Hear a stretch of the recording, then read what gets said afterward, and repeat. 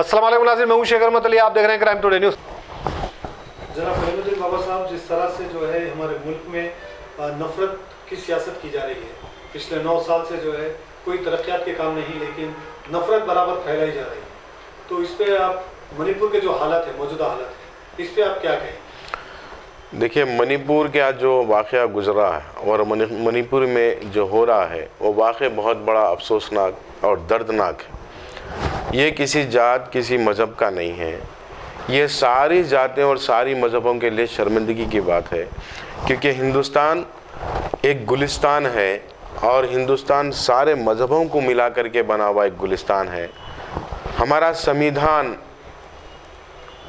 और हमारे संविधान की आत्मा इस हिंदुस्तान के सारे धर्म और सारे मज़हब हैं, इन सब को देख करके बनाया गया। लेकिन ये वायलेशन जो मणिपुर में हो रहा है वो वायलेशन जानबूझ के बीजेपी सरकार, डबल इंजन की सरकार आग बंद करके बैठी है, वहाँ का इंटरनेट बंद कर दी है ताकि हिंदुस्तान के अंदर मालूम ना हो क्या हो रहा, वहाँ लड़ाई किस बात की है और फैलाया किस बात को जा रहा है।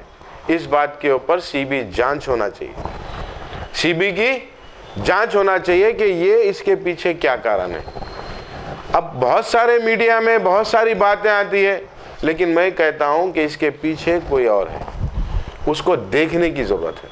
उसके लिए सीबीआई जांच होना चाहिए और शर्म आना चाहिए डबल इंजन की सरकार को, जो मणिपुर की जो सरकार है उसको भी शर्म आना चाहिए, और मणिपुर का जो जिम्मा ली हुई है सेंटर की सरकार, उसको भी शर्म आना चाहिए कि चुप्पी धारने से मसले हल नहीं होते। आपको मणिपुर जाना चाहिए।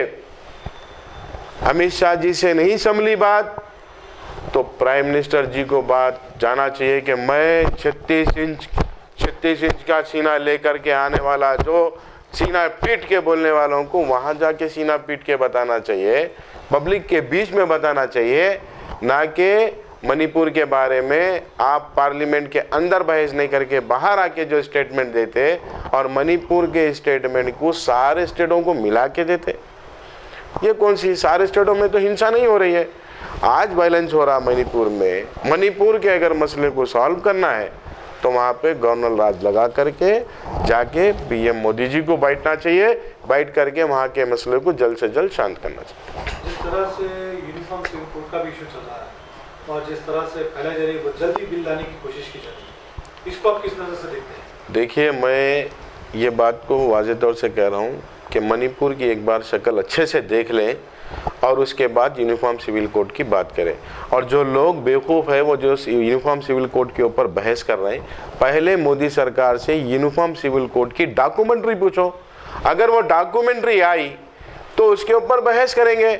ये प्रोपेगेंडा है, और मैंने पहले भी बहुत बार कहा है कि ये प्रोपेगेंडे के अंदर जो एजेंट्स काम कर रहे हैं कि ये इसका प्रोपेगेंडा फलाने सीएम का लिख जाके बात करेंगे, फलाने सीएम का लिख जाके बात करेंगे, फलानी जगह जाके बात करेंगे, जो इस इशू को आगे लिख जाना चाह रहे हैं, कहीं ना कहीं ये 2024 की तैयारी इलेक्शन की है। और इससे यूनिफॉर्म सिविल कोड बिना किसी कम्युनिटीज़ के राजी के, सारी कम्युनिटीज़ के राजियों से आएगा, और वो सारी कम्युनिटीज़ के लिए डॉक्यूमेंट्री ज़रूरी है, डॉक्यूमेंट्री सर्वेलेंस होना ज़रूरी है।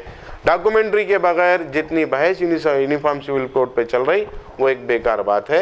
हम सबका मुतालिबा ये है, और कांग्रेस पार्टी, राहुल गांधी जी का भी ये मुतालिबा है कि डॉक्यूमेंट्री दो। आप यूनिफॉर्म सिविल कोड की बात करें तो उसकी डॉक्यूमेंट्री दो। पहले डॉक्यूमेंट्री बनाते और बाद में बोलते, और पहले बोल के बाद में डॉक्यूमेंट्री बनाने का क्या है, ये हमारी समझ में नहीं आया। मेरी नज़र में ये 2024 का मटेरियल, इलेक्शन मटेरियल है।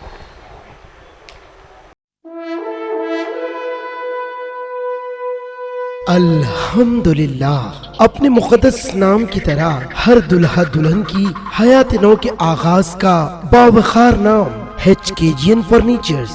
जी हाँ, HKGN फर्नीचर्स NRIs कारनशीन फैमिलीज के लिए दीदाजेब, शानदार, शाहकार, मजबूत और पायदार, दिलकश और दिलनशीं शादी के फर्नीचर का सबसे बड़ा शोरूम अब Shastripuram king colony main road के पुरसुकून माहौल में। पसंद फरमाइए आपकी शहजादी के लिए खूबसूरत जहेज का मुकम्मल फर्नीचर सिर्फ 29,999 रुपए में। जी हाँ, 29,999 रुपीज।